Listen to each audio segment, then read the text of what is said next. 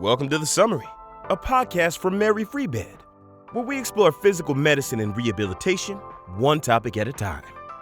Together, we will gain insights, discover innovations, and deep dive into the latest developments in the field. Welcome back to The Summary Podcast. I'm your host, Dr. Yunna Sinskey. And I'm Dr. Doug Henry. We're very excited to have two very good guests with us today. One is Dr. Eric Geiser, specialist in internal medicine and pulmonary critical care. He's affiliated with Trinity Health here in Grand Rapids and also takes care of a lot of our patients at Mary Free Bed in the intensive medical rehabilitation program. Dr. Geiser is a graduate of Ross University Medical School. He completed his residency at California Pacific Medical Center and his fellowship in pulmonary medicine at Physicians Caraway Medical Center. Dr. Geiser, welcome to the show. Well, thanks so much for having us here today. And also joining us today is speech-language pathologist Kate Armstrong. Kate's a graduate of Calvin University and specializes in pediatric dysphagia, as well as care for tracheostomy and ventilator patients with over 12 years of experience. So Kate, welcome to the show. Thank you. So I was so excited to talk about dysphagia, and not many people know about this, but actually I was NPO when I was really sick for 6 months. Oh, wow. Yeah, and it's so isolating. It's like being at school, but you don't have a cell phone. It's like being at the hospital inpatient, but not being given a meal tray, right? You're just like walking around envying everybody else. And what was really funny was I had an NG tube because I couldn't really eat at all. And one of the chief residents that was taking care of me, he took me to the pediatric playground area, and he hid a little bit of 100 ml juice box for me, and then he gave it to me, and we hid and drank the juice box. And then, but he made me promise that I was going to be connected back to the G tube once I went back. So everything was sucked out immediately. But I just remember that special moment of drinking juice out of a juice box. So yeah. I think sometimes we forget these simple pleasures that people have been sick for long periods of time in an ICU, maybe on a ventilator, maybe with a tracheostomy, these simple pleasures that we took away from them, and that now that they're in the rehab setting, we need to work forward as to how do we make this work? How do we give those pleasuring activities back? How do we get them back to that functional status that they came from? Or how do we help them recover from that injury? And, swallowing is a big piece of it. Kate? Yeah, and we think so much about the physical body and the outward, presentation of walking, putting a body on bed rest. How do we get someone up and moving after they've had prolonged critical illness? But I think swallowing is one of those things that, because we don't see it outwardly, we tend to kind of forget about it. And it has been kind of later developing in our literature because of that. But technically, NPO for a prolonged period of time is putting those muscles on bed rest too. So we kind of question, how can we avoid prolonged NPO? How can we not follow the let's wait and see method? Because we know the wait and see method has been disproven. So what can we do to safely get in there and give these patients the opportunity to eat as soon as safely possible? Yeah, so you two have really spearheaded a change here over the years in how we manage dysphagia, and especially in patients with tracheostomies and those who are ventilator dependent. So talk to us a little bit about kind of what our current state is, the state of literature and what we do here. And then, eventually I want to go back and talk about how do we go through that process. But how are we managing these patients now? Go ahead, Kate. Yeah, so a lot of this literature, again, our field of speech-language pathology has not been around for that long. A lot of the bigger research happened in the 80s. So there was a great paper by Burkhead in 2011 kind of highlighting the reason why we shouldn't do a wait-and-see method on eating and drinking with our trach and ventilated patients. So what happened based off of that paper is, I think, as an entire professional body, we kind of tried to maneuver how to transition that into practice. And at our level of care, when I first started, we weren't accepting these patients. We didn't have trach vent patients being admitted to the rehab level of care. So I'm sure some of those barriers you can probably identify a little bit clearer than I can, but Right, and definitely we've expanded, what we do in the rehab setting. And years ago, nobody would have ever dreamt of anybody with, say, a spinal cord injury being able to go home and being able to be taken care of by family. And so we've definitely moved that pendulum. We've built ventilators that are designed for home use. But as Kate was saying, like, we have to think about things like nutrition. As Kate was mentioning, people have been on ventilators or have had endotracheal tubes for prolonged periods of time, and trying to find that balance between, hey, we need them to breathe, we need them to exercise, but we also need them to eat, really takes, a concerted effort of our teams to figure out, how can we do this? How can we do it safely? Our biggest concern from a pulmonary perspective is we don't want that to set them back in any way. So we're super protective to say we don't want anything like an aspiration pneumonia. And that's where Kate and her team sort of comes into play to say, how can we use science to help guide us in terms of what can we do? What's considered safe, and how do we try to really move patients forward? And how do we prevent that misuse atrophy or disuse atrophy over time? So how do we prevent the atrophy of the oral mechanism, of the laryngeal mechanism, because those muscles will atrophy just as quickly as anything else? How do we get in there and move them forward with their breathing systems without playing too conservative in terms of their eating and drinking? So what are the steps as a speech pathologist that you can take, when you think, okay, this person can probably advance, but the muscles are weak, they haven't swallowed in a while. What specifically do you work on? I think the first step is we have a huge heads up with these patients that are admitting to rehab. And we take into consideration, to be a rehab candidate, you need to technically be able to participate in 3 hours of therapy. And that small amount of the therapy day is only a tiny piece of the puzzle in terms of how they're presenting over time. So we have the respiratory therapists on staff 24/7 to kind of identify any changes that we're making or tweaking during the treatment days, and summarizing how that might impact the 24-hour day period. And we kind of take into consideration the different modes of ventilation that a patient might be on. There are more aggressive modes that we probably wouldn't be introducing PO trials at that point yet. So assist control, when the ventilator has a preset volume or pressure for the breaths that the patient is taking in, that is a little bit more invasive mode of ventilation. So we're more concerned about, okay, are they able to get that period of apnea during the swallow? So if I take a drink, there is that brief period of apnea that we need, so we're not breathing and sucking air into our airway.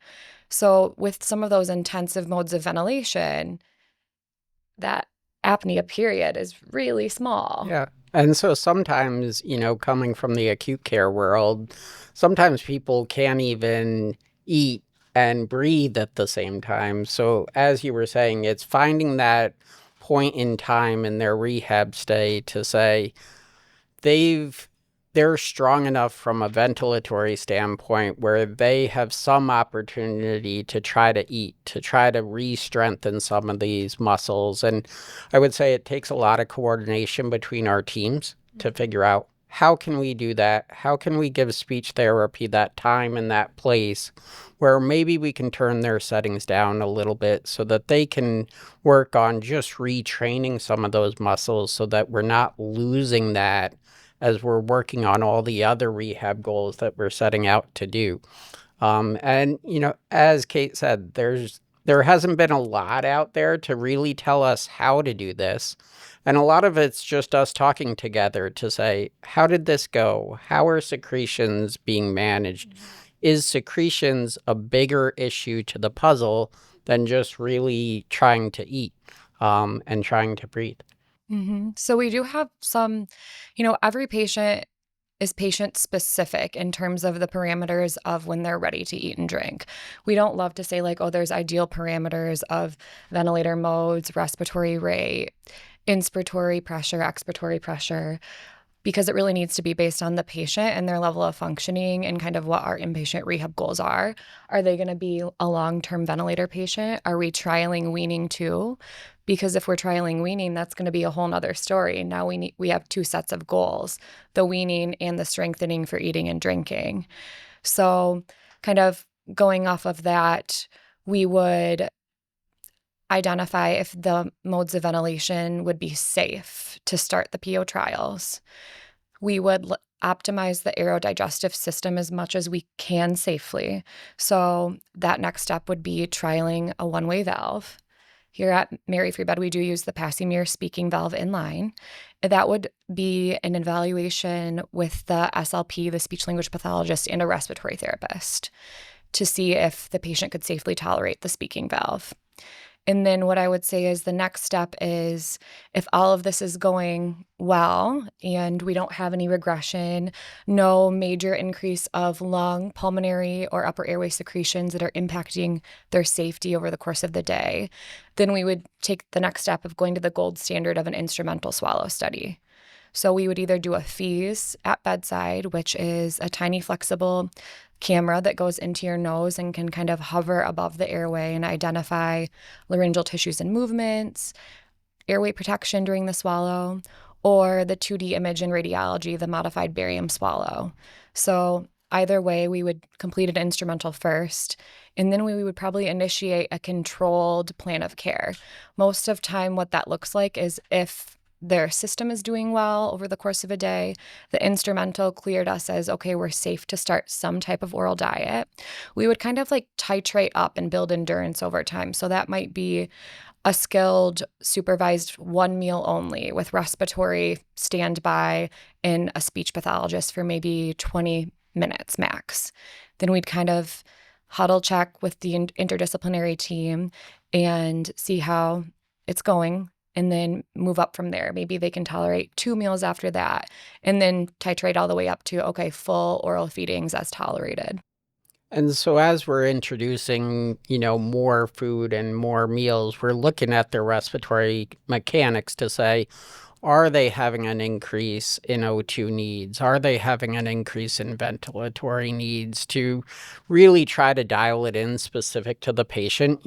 Different than other things in medicine. This isn't something that we have a lab test that says, hey, this is the answer and this is the right thing to do. A lot of it is, sort of trying something and then reassessing it and reevaluating it to say, we're moving in the right direction, our oxygen saturations are stable, and introducing the next step in the care.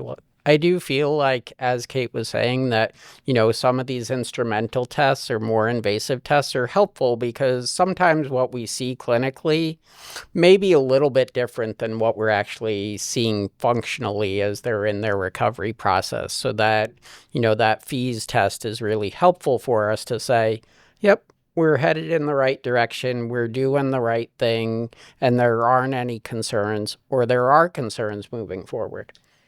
And there are so many different components that could be impacting someone's performance during a rehab stay. So it's just really hard to tease out, I think, sometimes during the healing process, because they might have had a really intensive day in physical therapy. So now in the afternoon, are they tired from this intensive physical therapy day because we're titrating up on PT goals, or are they fatiguing because we just increased their PO needs? So having that objective measure of the FEES that we have access to as that consistent objective measure really gives us a way to quantify. And so we're not playing the guessing game. I feel like a lot of medicine, everything is like standard of care. You do this, like very protocols and regimented and algorithms and things like that. But going into the territory of something like dysphagia and patient with complex airways, we don't have that. You're kind of like pioneering through all of those things. And I bet that's kind of like nerve-wracking to kind of go case by case. Like, how does the treatment team accept those things, and how does the family or patient accept those? Yeah, it's definitely more of an art than a science for sure. Yeah, and pioneering is such a great way to summarize it, just because the literature has come out to a certain extent, but it's in the acute care settings where we're doing these really controlled trials, or we have really stable long-term vent patients. No one has really published or is talking about what it looks like for a rehab patient who's learning physical therapy goals, occupational therapy goals, respiratory goals, medically stabilizing, and now we're adding the PO on top of that. So we really kind of have drawn from the literature, but then drawn from what we've learned with our patients over the last 5 years, in terms of there are some times where we think someone's ready from an instrumental standpoint, and then maybe later on in the day, they need to increase the inspiratory support on the ventilator, the PIP. And so that gives us a good understanding of, okay, they're not ready right now. Yep. And definitely we have, in terms of the complexity of airways that we see, we have some patients here that they've been liberated from mechanical ventilation, and they may have a tracheostomy that doesn't have a cuff on it, which can create some physical limitation when it comes to swallowing. There's some patients here where, they're still requiring ventilatory support even during the day, as they're in their recovery period. And, part of the science of it is in working with Kate to figure out, do they really need that cuffed tracheostomy tube? Is that impeding their swallowing? Can we move forward to an uncuffed tube and try to compensate in terms of their ventilatory mechanics? I think those are all important things. Can they tolerate capping? Can they not tolerate capping? And a lot of it just takes the teams working together and talking to each other to say, yeah, we're okay today because yesterday was a really hard day in PT, and so they need a little bit of recovery from that. But maybe today's a good day to spend more concentration on respiratory and speech, which still allows them to meet those rehab goals that we need to meet, and part of why they're being here. But we can concentrate on other functional improvements that we need to make over time. Yep. And focusing on the patient's quality of life to a certain extent too. Those are good conversations to have. A lot of people are very motivated to eat. It's cultural. It's how we build social relationships. It's important. And I think we've done a really good job over the last 5 years of mitigating the somewhat siloed pulmonary and respiratory literature of let them breathe, in the dysphagia SLP literature of, we want to let them eat. We want to let them eat cake. So together, yeah, over time, we have the respiratory team, the pulmonary team, and the speech pathology team have met and attended some CEUs together, worked on policy, had lots and lots and lots of discussions to really get to the place where we're at now. Right. It took a long time to get where we are. And, we just had to work together and figure out where can we give a little so that the patient can get a little, in terms of improving their overall health. It sounds like for each patient, it's a lot of work and going back and forth and working with the team. And then when you combine the patients, you guys are just learning so much as you go along. And like you said, you can't read it in a book. But when you have a lot of experience working with these patients on these issues, you get very good at it. So I think that's important, in that, you can't just necessarily go out and just start doing this on your own. It's good to have people that are very experienced with this. So it's a lot of work on your part. And, one of my questions was why, but I think, you answered that. It's patient satisfaction. The patients want to eat. And you mentioned cake, which reminded me that Yunna has a very important question. Let's get that Oh, yes. Okay. right now. Thank you. Thank you for giving me that opportunity. So as I told you guys, right, I've been NPO for a really, really long time. And I was sitting one day, I had a patient who was like really NPO for a very, very long time, and they just wanted to eat. And I was sitting there thinking, what about cotton candy? Like you put it in your mouth, it's gone. Like, and then I think I looked it up, and like 90% of cotton candy is like dissolved in within your mouth. Actually went into and looked at literature, and I was thinking, right before oral care, can we give cotton candy to our NPO patients and think about making medical grade cotton candy? I love it. Or after oral care, so we know if anything does mix in with the saliva, the microbiome is already pretty clear and safe. As an SLP, I'm like, go for it, because it's a taste trial. The risk is very minimal. And like you said, it's not a big enough bolus to mix with your spit and cause increased, risk of aspiration. Like Yunna was saying, in her own experience, she had asked me this question just before we sat down today, and I've been guilty, as you said, about oral hygiene, of, there's a pleasure experience from just having taste, even if it isn't a full meal, even if it's not adequate nutrition in people's rehab stay. And so I've been guilty of saying, well, what's your favorite drink? We can put that on a little swab, Yeah. let you That's get a awesome. taste, and then do your oral care after that. That way, anything that we did put in there that might be harmful for you is gone in the same way that your cotton candy disappears. In the rehab world, like, we would like to have some kind of safe controlled bolus, even if it's a little bit of an ice chip, to be swallowed. So we're preventing that atrophy of those muscles contracting in the swallow practice. But I think, if you don't have the opportunity to be able to safely be doing that at that point in time, then cotton candy it is. Because you can have a sweet cotton candy, salty cotton candy. Think about the possibilities. Well, and a lot of times we start with water. When do you do that, and when do you progress, I guess? If they're on a stable mode of ventilation and they're not at a controlled rate where their body has to have the preset pressure or volume from the vent, and their swallow study wasn't, perfect, but we are in an agreement where we can maybe start dysphagia intervention without completely putting them on an oral diet. That might look like tiny little ice chips, and then we might use biofeedback to get their visual engagement for the swallow exercises.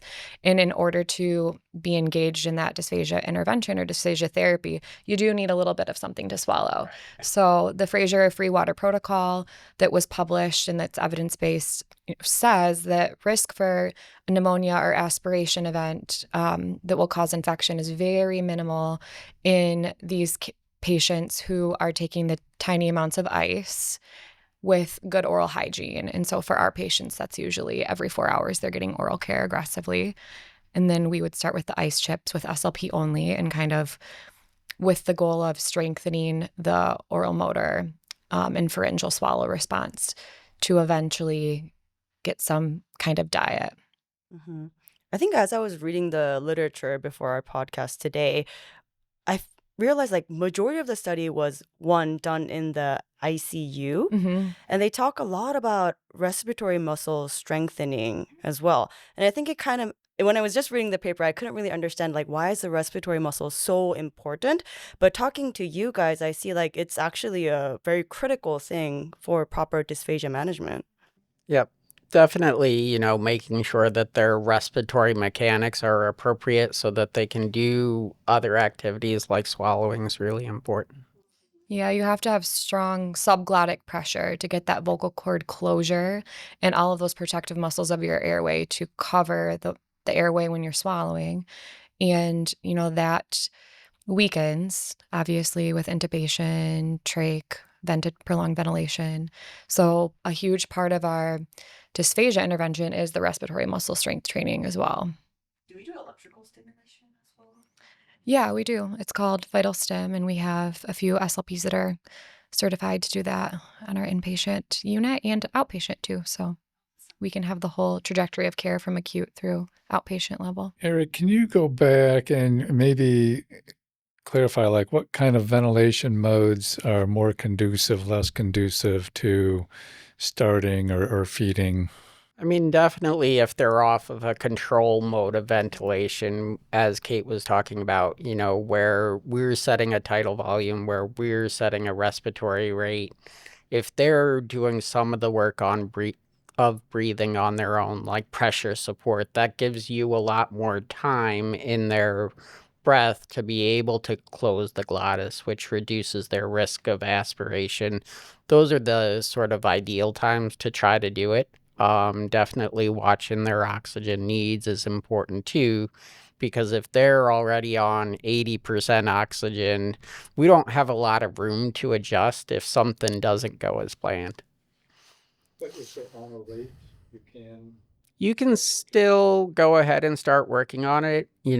As you know, if we don't use it, we lose it. So it's just going to get weaker and weaker over time, just like the respiratory muscles are going to get weaker and weaker over time. So as we're trying to recondition arms and legs, if people have been weak from their acute care illness, we want to work on all of the muscles of the body, muscles that we use to breathe, muscles that we use to swallow. Mm-hmm. Wondering about if you can kind of go over what kind of outcomes, short-term, long-term. Probably most of the patients we're seeing here neurologically are static or improving, and probably not many are like getting worse, like an ALS or something. But so in the patients that you've worked with here, wondering what kind of outcomes while they're in the hospital, but then also outpatient. How many complications are there? What's the family satisfaction, patient satisfaction? I don't know that we've specifically tried to measure that, but I think that would be interesting to look at to say, we have a program that we've developed that seems to be working fairly well. Is how do patients feel about that program as well? Do you have anything? Yeah, most of the patients that are on a ventilator get SLP orders. And by the time they leave the inpatient level of care, the majority of them, I can't even tell you off the top of my head, maybe one or two left not on a diet that I know of over the last 3 years. So most of the time we're doing vent stabilization first. So the first maybe few weeks, the respiratory team is working with the pulmonary team to kind of wean from those invasive ventilator settings and stabilize the aerodigestive system to get ready for the SLP intervention. And then we've been pretty successful at getting either a full diet, a modified diet, or safe pleasure feed trials before they leave our level of care. Is there like a specific patient population that is easier to progress versus like patient population that are harder to progress? I think it depends on the type of injury that they have. And as you were saying, what that injury is. ALS is going to act a lot differently than an incomplete spinal cord injury, is going to act a lot differently than a stroke, is going to be different than someone that's here because of advanced COPD. I do think the spinal cord injury patients that are higher level are probably our most complex, just because there's a lot of kind of wild card things that happen outside of the therapy hours when we're all here and lay eyes on them. So just the endurance level, I think, has a big play in that. They might look amazing, around noon prior to a lot of therapy when we might do our instrumental at that time. But then by evening, they might really tank from a respiratory Right. perspective. No, it's interesting because I always round at the end of the day and I see them and they're sleeping and I'm like, okay, where did they start the day? Is this what they've been like all day? And, we're either regressing or not progressing. So it's hard. It's finding that sweet spot to try to do rehab at the right time where we're going to be able to make those interventions that are going to improve their long-term outcome and their probability of success. I do think we have a pretty good handle on our process of increasing to a PO level. So starting to titrate up on eating and drinking orally, readiness for instrumental swallow studies with our ventilated population, and then just overall clear objective handoff from each part of the interdisciplinary team is huge. So the SLPs, we take these patients as primary. So we're here Monday through Friday laying eyes every day, but it might be a different RN or a different RT every shift. So just that really clear, objective handoff and communication is a big part of that puzzle. And I think we're very good to listen to each other where, hey, something new's happened from a respiratory standpoint. They're having more mucus plugging or they have a new pneumonia to say, can we pause on that, try to, manage that first, and then we'll get back to swallowing because patients are dynamic in time. And we need to be able to make these minor adjustments during their stay. In general, Kate, do you find that you're better off working with these patients in the mornings than the afternoons? Probably just before, if we're just starting the process, before they're doing a lot of PT and OT work is usually ideal. So I think the lunch hour is a great way to start, 11:30. So they've gotten up, they've had all their respiratory cares. It's kind of their first intentional therapeutic intervention of the day might be eating and drinking a small controlled meal. And then they'll have a little bit of PT and OT after, and then they'll have that rest period until the next day to recover. Mm-hmm. I mean, a lot of our listeners are physiatrists, and I see the dynamic between speech therapy and pulmonology team. What are some things that the physiatrist team can kind of help through the process? That's a good question. There's so many modalities that we're trying to sort of fit in. And so we want to work on the speech. As you said, there's some times that are better than others. But respiratory is going to follow through the whole conduit. So I know early on we sort of struggled to say, hey, these people have respiratory needs. We actually made time where respiratory interacts with the patient, and then the physiatrist is sort of the captain of the ship that's trying to guide all of these therapies together. So that's where you guys come into play, I would say. It's, is there one piece of the care that's falling behind? Can we spend more time on that piece? That's where we have to work together as a team. I think that's very well stated. Doug is the captain of the ship. Our physiatrist. And physiatrists work with teams because we can't do anything by ourselves. Yes. We love our teams. It does get so tricky, though, as someone on the floor treating when you have a lot of these patients have consults with ENT, pulmonary, respiratory, and we really do need someone who is connecting all of the dots and communicating the one messaging to all of us so we're not all getting separate messages. Sometimes it's a matter of determining, what are the priorities right now? What are the priorities a couple of weeks later? And that may be different for each patient.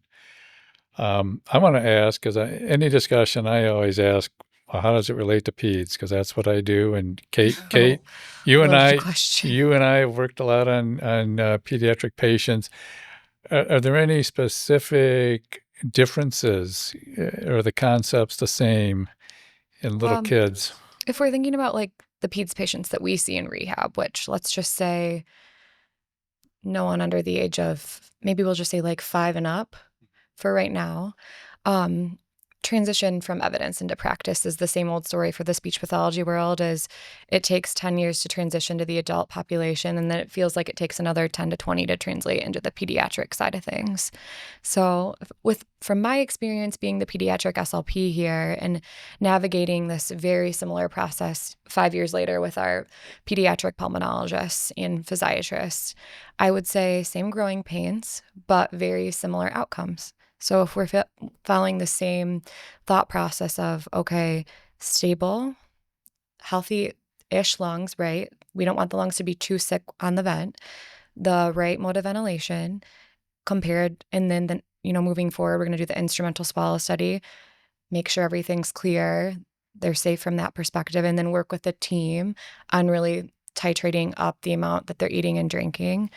I think we're running these numbers at DeVos. I have some amazing colleagues over there that are doing a research study specifically on pediatrics in eating and drinking on vents right now, actually. But off the top of my head, we've helped 3 go from NPO to PO successfully just in the last 2 years. So that's huge for us. Quality of life improvement. Huge. Yeah.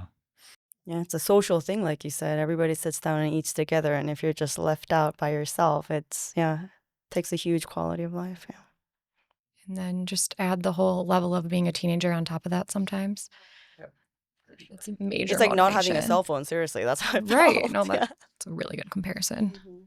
How about this? This was a big process to kind of change the practice here at the hospital. Can you talk a little bit in general terms about changing things in a hospital with all kinds of different disciplines and personalities and policies and all of this? And, that had to slow things down too, I imagine. Right. I think we all learn as we grow.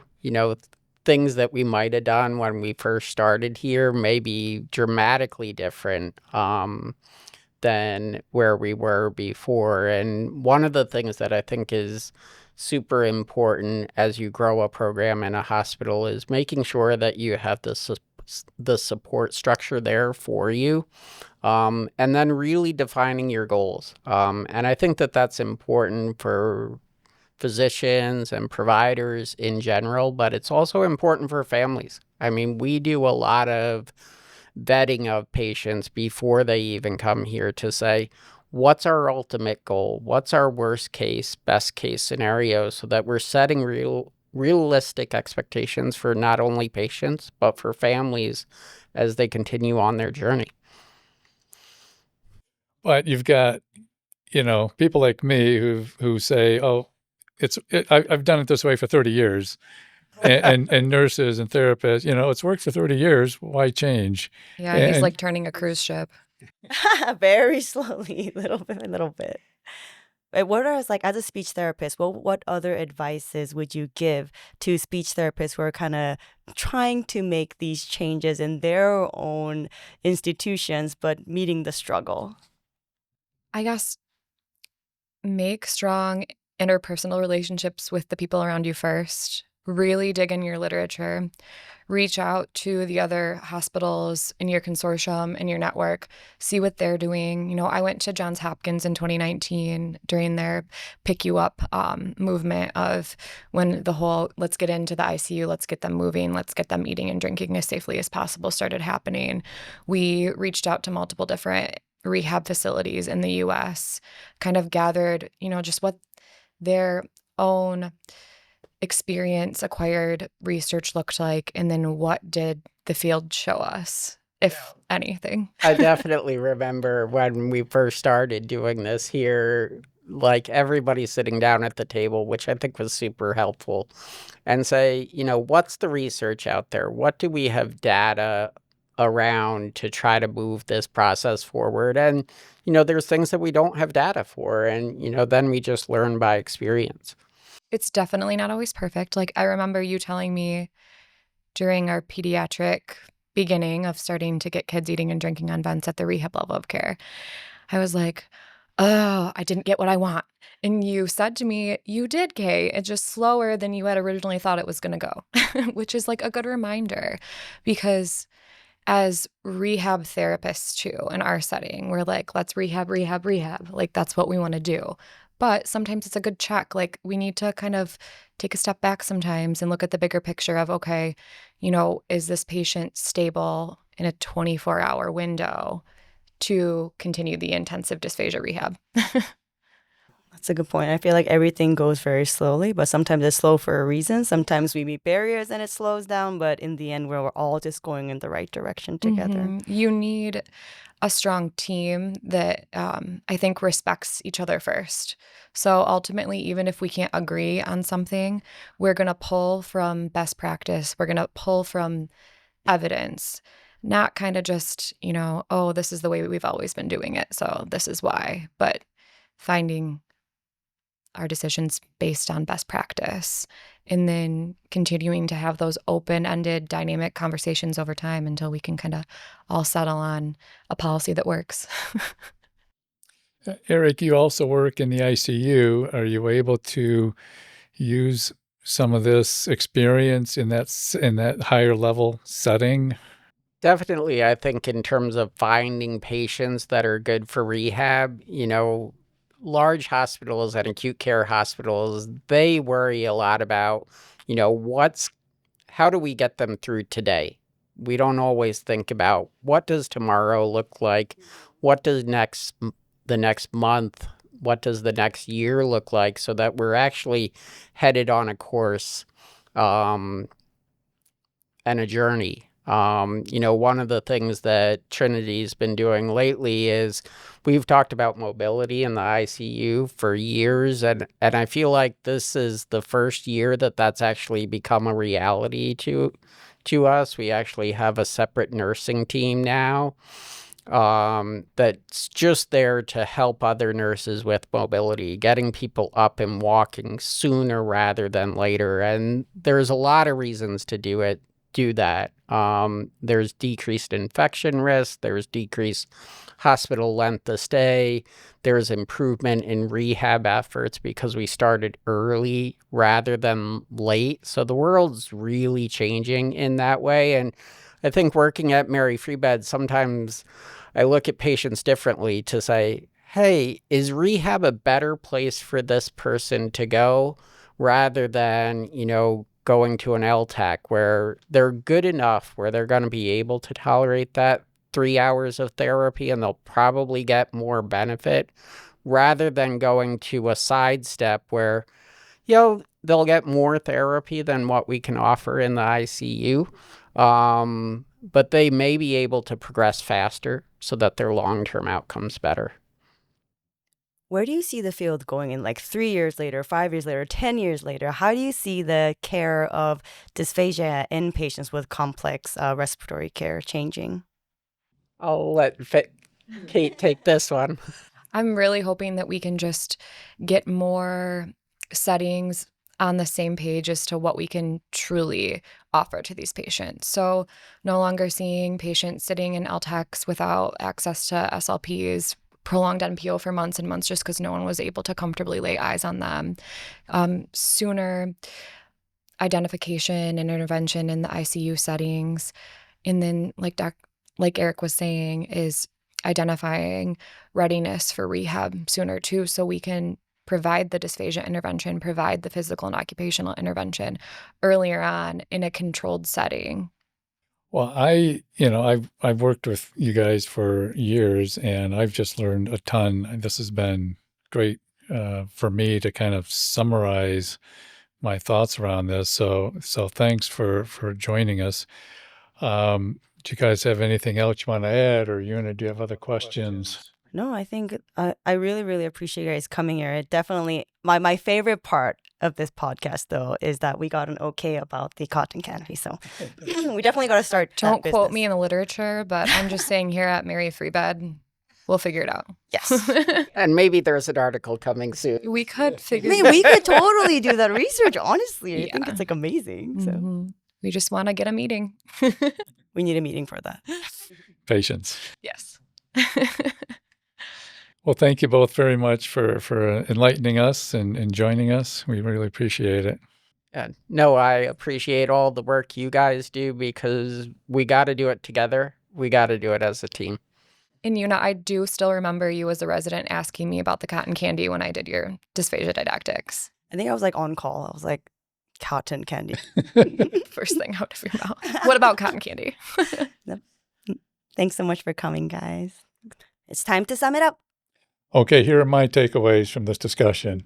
First of all, it's very important to try to progress these patients with complex airways to oral feeding and drinking. But it's a very complex process. You can't read a book and learn about it. There's not a recipe.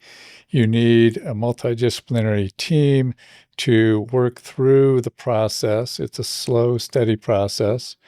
So it's a lot of work. You need a lot of experience, but My other point is that it's worth all the effort because eating and drinking, very important to any of these patients, but especially these patients with complex airways. So it's worth the effort. My honest takeaway was that Mary Free Bed is officially a cotton candy friendly institute. Of course. And we just need to put in an epic order for that now. Okay. You've been listening to The Summary, a podcast from Mary Free Bed. I'm your host, Dr. Yunna Sinskey. And I'm Doug Henry. Join the conversation. Share your thoughts in the comments below or connect with us on social media platforms. We can't wait to hear your insights.